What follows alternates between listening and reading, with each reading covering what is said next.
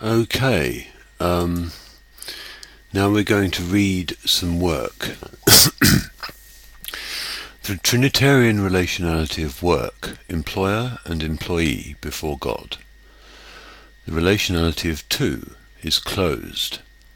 Where there are two, there is the danger that the two become immersed in each other and thus closed off from the world, resulting in a folie à deux.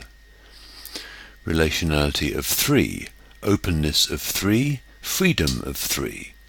Where there are three, there is freedom, because two are always relating to each other before a third, and are opened to a third.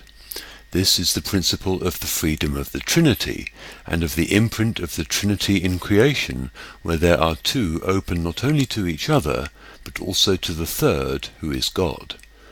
This is known as two free before the Father. When someone asks me to write, they are establishing a threefold relationality of freedom within which to operate, because we are both open to each other and to God. The job dynamic, employer vis-à-vis employee. The employer offers the employee the gift of work, which the employee carries out as unto God, that is, in freedom, but according to the stipulations of the employer, which are an expression of his person. The employee takes the employer's stipulations into himself, in freedom as before God, and his freedom becomes an expression of the employer's person, given back to him in love by the employee.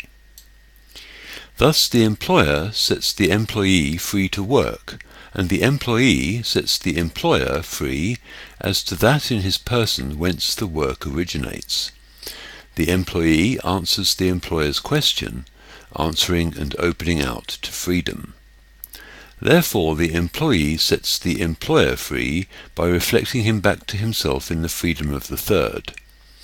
The employer is sharing himself with his employee, who gives back the gift of self in the freedom of God, in the form of work.